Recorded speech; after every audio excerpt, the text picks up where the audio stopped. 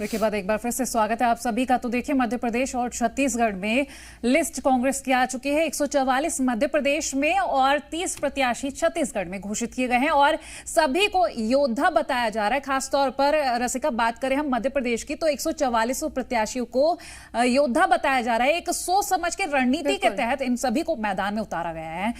हमारे साथ बीजेपी से नेहा बग्गा जुड़ गई हैं। नेहा बग्गा जी, पहले तो मैं लिस्ट को लेकर बात कर लेती हूँ आपसे कि किस तरह से आप देखती हैं, क्योंकि कांग्रेस का ये कहना कि हम जमीन पर उतरे, जमीनी स्तर पर पूरी तैयारी की गई एक लंबे सर्वे के बाद, क्योंकि बीजेपी कह रही थी इतना लंबा वक्त लिया जा रहा है। वहीं कांग्रेस का ये कहना कि ये जो लिस्ट आई है हमारे योद्धाओं की, ये एक कड़ी टक्कर देगी। देखिए, नवरात्रि और महाशक्ति के इस पर्व की आप लोग को बहुत बहुत शुभकामनाएं। पर कांग्रेस पार्टी का जो मूल चरित्र है वो नवरात्रि के इस महापर्व पर भी पीछे नहीं छूटा। ये सूची जो है महिला अपराध की सूची है, भ्रष्टाचार की सूची है, परिवारवाद की सूची है। और अगर आप इन सूची के जो प्रत्याशी हैं उनको देखेंगे तो बाबू चंदेल जिनके ऊपर मुकदमा चल रहा है, सिद्धार्थ कुशवाहा जिन्होंने शराब पीकर ट्रेन में महिला के साथ छेड़खानी की थी, हेमंत कटारे जो बलात्कार के आरोपी हैं, हत्या का उन पे आरोप है, राजा पटेरिया जिस प्रकार की उन्होंने शब्दावली आप पत्रकार बंधुओं के ही माताओं बहनों के लिए इस्तेमाल की, सुरेश राजे हो या फिर बैजनाथ कुशवाहा जिनके ऊपर अपनी ही भाभी की हत्या का प्रकरण चल रहा है, ये कांग्रेस पार्टी की मूल विचारधारा है। और नवरात्र के अवसर पर इस प्रकार के प्रत्याशियों को सामने लाकर कांग्रेस ने फिर से अपने तंदूर कांड का जो पूरा प्रकरण है उसको हरा करने का काम मध्य प्रदेश की जनता के मस्तिष्क में किया है। कांग्रेस अपने मूल से कभी हट नहीं सकती है। दूसरी ओर अगर आप देखें तो कांग्रेस और परिवारवाद पैरेलल चलता है और ये साथ साथ में जिस तरीके से है, आप देखिए कि दिग्विजय सिंह जी की जिस प्रकार से चली है, उनके सुपुत्र जयवर्धन सिंह जी को सूची में रखा गया है, वो प्रत्याशी हैं, उनके भाई लक्ष्मण सिंह हैं, उनके भांजे हैं, उनके सगे संबंधी हैं। वहीं दूसरी ओर कमलनाथ केवल अपने लिए छिंदवाड़ा से एक टिकट कबाड़ पाए हैं। एक तरफा इसमें सचिन यादव भी हैं, सचिन यादव जी के साथ साथ में विक्रांत भूरिया भी हैं और तमाम सारे परिवारवाद के कांग्रेस पार्टी के उदाहरण इसके अंदर हैं। जहां तक है जो मैंने आपसे कहा कि तीसरा भ्रष्टाचार, खुद गोविंद सिंह नेता प्रतिपक्ष जी ने आरोप लगाए थे कि कमलनाथ जी की एक ऐसी सरकार आई है कि उन्होंने अपने जीवन में नहीं देखी थी कि इस प्रकार से ट्रांसफर उद्योग चलता है। खुद कांग्रेस पार्टी के मंत्री उमंग सिंघार ने बताया था कि किस प्रकार से रेत माफिया, शराब। तो देखिए कई तरह के सवाल। सर एक आखिरी सवाल ये है कि जो लिस्ट आप लोगों ने जारी की है,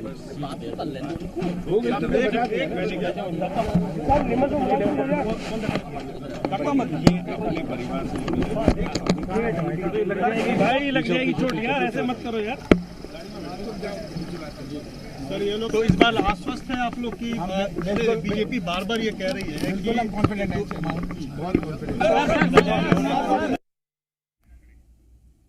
तो देखिए, पीसीसी चीफ कमलनाथ भी मीडिया से मुखातिब हुए हैं, जहां सभी प्रत्याशियों को योद्धा बताते हुए नजर आए हैं। तो इस लिस्ट में कई नए नाम भी हैं, लेकिन सभी को कद्दावर नेता और योद्धा करार दिया जा रहा है। नेहा बग्गा जी लगातार हमारे साथ बनी हुई है। नेहा जी, आपका जवाब पहले तो मैं पूरा करने के लिए कहूंगी। जिस प्रकार से भ्रष्टाचारियों से संलिप्त ये सूची है वो भी सामने दिखाई दे रही है। जो दिग्विजय सिंह जी ने इस मध्य प्रदेश को बंटाधार के युग में छोड़ दिया था और आज मध्य प्रदेश की भारतीय जनता पार्टी की सरकार ने बंटाधार से बाहर निकाल के बीमारू से सुचारू राज्य बनाया है। 15 महीने की फिर एक कमलनाथ जी की सरकार आई जो कमलनाथ जी की ना होके करप्टनाथ की सरकार बन गई। उस यात्रा को जो भारतीय जनता पार्टी लेके चली है, चाहे बहनों को, बेटियों को आर्थिक तौर पर, सामाजिक तौर पर, राजनीतिक तौर पर सशक्त करने की बात हो, चाहे सर्व समावेशी समाज की बात हो, चाहे प्रत्येक प्रत्याशी को इस प्रकार से निकाला है जो जनता के लिए समर्पित है, जो 24 घंटे 365 दिन जनता के बीच में रहता है। इन सब चीजों का आकलन होने वाला है, इन सब चीजों पर जनता मोहर लगाने वाली है और निश्चित तौर पर वो कमलनाथ जी की सरकार, जो सरकार गिरने के 15 मिनट पहले तक भी मोबाइल घोटाले में संलिप्त रही है, उसको मुंह तोड़ जवाब मिलेगा। उस कमलनाथ की सरकार को जवाब मिलेगा जिन्होंने जन कल्याण की 51 योजनाओं को बंद करने का काम किया, जिन बुजुर्ग माता पिताओं को तीर्थ दर्शन से वंचित किया, जिन बहन बेटियों को जो कन्या विवाह का पैसा मिलता था 51,000 रुपए, वो उससे वंचित किया, उनका विवाह हो गया, निकाह हो गया, बच्चे हो गए, पर वो कलेक्ट्रेट के चक्कर काटते रहे। वो किसान कांग्रेस को जवाब देगा जिस किसान को 2 लाख रुपए की कर्ज माफी का झूठा वादा किया था, पर मध्य प्रदेश में एक ऐसा किसान नहीं जिसकी 2 लाख रुपए की कर्ज माफी हुई। वो बहनें जवाब देंगी जिन बेटियों को मेधावी छात्र योजना से वंचित करने का काम कमलनाथ जी ने किया है। ठीक है, तो मैं आपसे ये कह रही हूँ कि ये कि काम सूची जो किसने है किया। नेहा बग्गा जी, मेरा एक सवाल सुन लीजिए आप, की भ्रष्टाचार की नेहा और जी, साथ में परिवारवाद। हाँ, मेरा एक सवाल सुन लीजिए। अभी प्रेस कॉन्फ्रेंस चल रही थी कांग्रेस की और कांग्रेस ने साफ कह दिया है कि मध्य प्रदेश में केंद्रीय नेतृत्व बीजेपी में लगातार एक्टिव मोड में नजर आ रहा है, जैसा कि हम भी देख रहे हैं। और उन्होंने सीएम शिवराज सिंह चौहान को कहा है कि अब केंद्रीय नेतृत्व भी समझ चुका है कि सीएम शिवराज सिंह चौहान एक फ्लॉप शो है, इसलिए उनको दरकिनार कर दिया गया। वाकई में बीजेपी में ऐसी स्थिति है? देखिए, मुझे लगता है कि कांग्रेस ना आत्म अवलोकन नहीं करती, यही कांग्रेस की सबसे बड़ी कमजोरी है। जब 45 साल जिस व्यक्ति ने केंद्र में राजनीति करी, उस जंग लगे हुए इंजन को मध्य प्रदेश में भेज दिया और कमलनाथ जी को यहाँ पे स्थापित कर दिया, तब इस प्रकार का कोई आकलन नहीं किया। एक जो फ्यूज, जिस प्रकार से एक फ्यूज लाइट को यहाँ पर भेजा था कमलनाथ जी के तौर पर, तब कांग्रेस पार्टी को बड़ा अच्छा लग रहा था। आज भारतीय जनता पार्टी ने अपनी स्ट्रैटेजी के तहत अपने प्रत्येक कार्यकर्ता के लिए कार्य को तय किया है, तो डर इतना है, हार की घबराहट इतनी है कि कांग्रेस पार्टी के केंद्रीय नेतृत्व को आकर इस पर स्पष्टीकरण देना पड़ रहा है और इन पर बातें करनी पड़ रही हैं। जो देश की सबसे पुराना दल है, वो अपनी सूची निकालने में इतना समय निकाल देता है, और जब सूची लेकर भी आता है तो महिला अपराधियों को उसमें स्थान देता है, भ्रष्टाचारियों को उसमें स्थान देता है, परिवारवाद वालों को उसमें स्थान देता है। ये तो कांग्रेस पार्टी अपनी वास्तविकता को प्रदर्शन कर रही है। और मुझे लगता है कि अगर ये केंद्रीय नेतृत्व की बात करेंगे तो एक बात का तो जवाब जरूर देना पड़ेगा कि ये फ्यूज इंजन, ये जंग लगा हुआ इंजन कमलनाथ के तौर पर मध्य प्रदेश की जनता के ऊपर क्यों थोपा था 15 महीने के लिए कर रहे हैं ना, वैसे ही कुछ कांग्रेस की ओर से भी सुनने को मिला है, क्योंकि लगातार ऐसा नहीं है कि कल है बीजेपी में सामने नहीं आया हो, विरोध बीजेपी को ना झेलना पड़ा हो। कांग्रेस की ओर से कुछ ऐसे शब्द सुनने को मिले हैं। लौटेंगे आपके पास। केएस चौहान जी, आपके पास आना चाहूंगी, क्योंकि लिस्ट को लेकर जब हम बात कर रहे हैं तो ऐसे में अगर 36 में से 3 प्रत्याशी जो महिला हैं, आगे के नामों की बात करें, क्योंकि बीजेपी के लिए तो एक चुनौती आपने खड़ी कर दी है बीजेपी से, और हम जिस तरह से बात कर रहे हैं महिला प्रत्याशियों को लेकर, आगे क्या इस तरह के कुछ और भी तस्वीरें सामने आएंगी? जी बिल्कुल। आप पिछले 2018 का चुनाव देखेंगे मोहतरमा, तो इन्होंने 13 महिलाओं को उतारा था और हमने 14 महिलाओं को पहले ही उतारा था, क्योंकि महिला केएस चौहान जी, मुझे बस 1 मिनट दीजिए, मैं लौटूंगी आपके पास। भूपेंद्र गुप्ता हमारे साथ मध्य प्रदेश कांग्रेस से जुड़ गए हैं। नेहा जी जिस तरीके का आरोप लगा रही है उसका जवाब उनसे पहले ले लेते थे, फिर मैं आपके पास आऊंगी। भूपेंद्र जी, भ्रष्टाचारियों को टिकट दिया गया है और जो लोगों ने मध्य प्रदेश का बंटाधार किया है उनको टिकट दिया गया है, बीजेपी आरोप लगा रही है। मैं चाहूंगी कि आपका इसमें रिएक्शन क्या है वो बताइए, और किस तरीके से जो पहली सूची जारी की गई है, क्या रणनीति थी, उस पर भी जवाब चाहूंगी आपका। देखिए, भारतीय जनता पार्टी स्वयं मानती है कि 18 साल में जिस व्यक्ति ने बेड़ा गर्क कर दिया मध्य प्रदेश का, उसको इन्होंने टिकट कहां से दे दिए? जिसने लूटा खसोटा भ्रष्टाचार किया, 50% की सरकार चलाई, तो ये तो भ्रष्टाचारियों की एक पूरी की पूरी जो है रेहड़ है जिस पार्टी के अंदर, वो इस तरह की बात करके उनको जिसमें लज्जा आनी चाहिए उसमें जो है बेलाज इस तरह की बात करते हैं।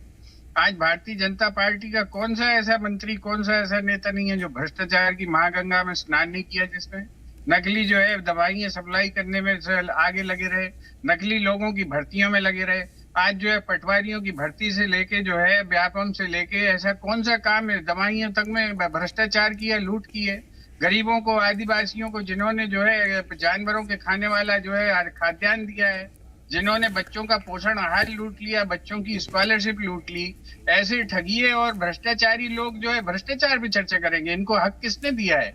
भगवान भी ऊपर से देख रहा है। और इतना बड़ा पाखंड तो दुनिया में कोई नहीं करता जितना ये भाजपा ही करते हैं।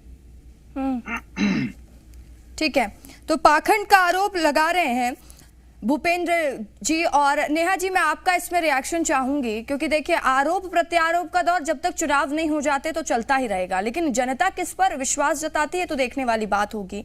जैसे कि आप भी कह रही हैं कि कांग्रेस ने भ्रष्ट लोगों को टिकट दिया है, बीजेपी लगातार, माफ कीजिएगा, कांग्रेस भी लगातार कह रही है कि बीजेपी ने जिन उम्मीदवारों का ऐलान किया, बीजेपी समझ चुकी है कि इस बार स्थिति ठीक नहीं है, इसलिए किसी को भी टिकट दे दिया गया है।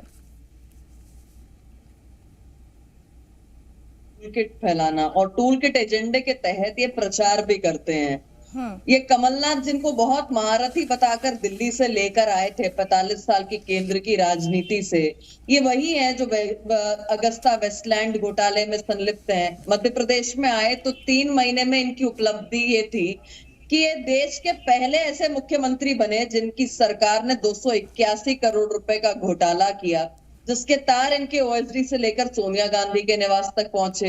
ये एक लौते ऐसे मुख्यमंत्री हैं पूरे देश भर के अंदर 15 महीने की सरकार में, जिन्होंने ट्रांसफर उद्योग इस चरम पर चलाया कि जो डॉग स्क्वाड्स हैं, जो कुत्ते थे मध्य प्रदेश पुलिस शासन में, उनके भी ट्रांसफर कर मारे, उसका भी पैसा खा गए। और सबसे महत्वपूर्ण बात यह है कि कृषि यंत्र घोटाला कमलनाथ जी, कन्या विवाह घोटाला कमलनाथ जी, पोषण आहार घोटाला कमलनाथ जी, सरकार जाते जाते तक मोबाइल घोटाला कमलनाथ जी, और एक बहुत लंबी फहरिस्त है। कांग्रेस पार्टी में तो राजीव गांधी ने जिस बात को स्वीकारा था कि 1 रुपया बेचता हूं 85 पैसा पहुंचता है, आज तो शुक्र है कि केंद्र में मोदी जी की सरकार है, डीबीटी के माध्यम से 100% पैसा पहुंचता है। आज शुक्र है कि भारतीय जनता पार्टी की सरकार मध्य प्रदेश में थी।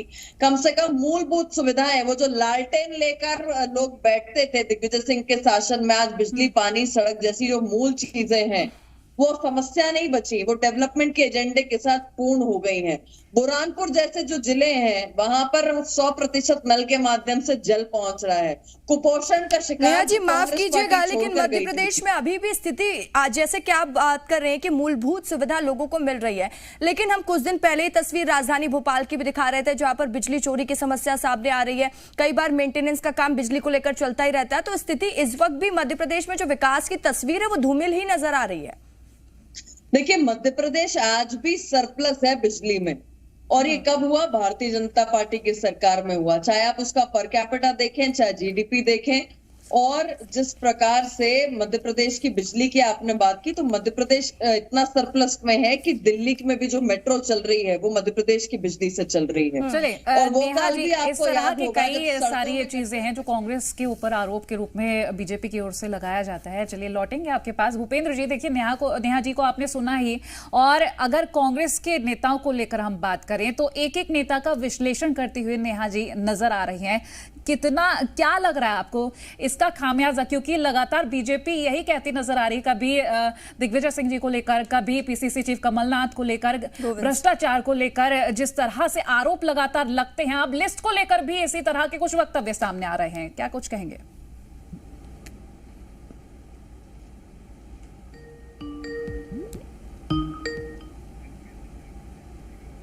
भूपेंद्र जी, शायद उनसे फिर से हम संपर्क साधने की कोशिश करेंगे, लेकिन इस बीच हम अपने दर्शकों को ये बता दें कि लगातार नामों को लेकर बीजेपी की ओर से कई सारे वक्तव्य कहे जा रहे हैं। अब ऐसे में देखना ये जरूरी होगा कि क्या कुछ और सामने आएगा। बाबूलाल जी राजनीतिक विश्लेषक हैं, हमारे साथ जुड़े हुए हैं लगातार। बाबूलाल जी, अगर हम छत्तीसगढ़ की लिस्ट को लेकर जब बात करते हैं तो बीजेपी और कांग्रेस की लिस्ट में जो फर्क नजर आ रहा है, क्योंकि हम छत्तीसगढ़ की कांग्रेस की लिस्ट को उठाकर देखें, 3 प्रत्याशी महिला हैं, और आगे के रणनीति को लेकर चलें तो कहीं ना कहीं जो कहा जा रहा था कि महिलाओं को वरीयता दी जाएगी, वो उस ओर कदम उठते हुए नजर आ रहे हैं। 4 प्रत्याशी महिलाएं 30 में से, एक अनिला भेड़िया भी है, मंत्री है, जो 4 प्रत्याशी हैं, जो टोटल अब देखेंगे तो उसके 13% होते हैं 30 सीट के हिसाब से। तो महिलाओं को महत्व तो देने का प्रयास किया गया है, ऐसा नहीं है। रहा सवाल इस बात का कि मैंने कहा ना कि अगर 60 सीट जो बची है उसमें इन्होंने अच्छे से महिलाओं को टिकट दे दी तो वो चुनौती बन जाएगी भारतीय जनता पार्टी के लिए जी। कि भारतीय जनता पार्टी ने ही केंद्र में ये बात उठाई है कि 33% आरक्षण महिलाओं को दिया जाना चाहिए और उन्होंने उसमें कदम भी बढ़ाए हैं। तो उसका पालन जो है भारतीय जनता पार्टी के राज्य स्तरीय संगठन ने नहीं किया, ये एक बात बनेगी, एक मुद्दा बनेगा। और रहा सवाल इस बात का कि जिताऊ प्रत्याशी वाली जो लिस्ट है तो सबने अपने अपने ढंग से जिताऊ प्रत्याशी दिए हैं। अब परिणाम तो देखने वाली बात है, आगे जैसे भी होगा परिणाम जो है वो अलग होंगे, अलग ढंग के होंगे।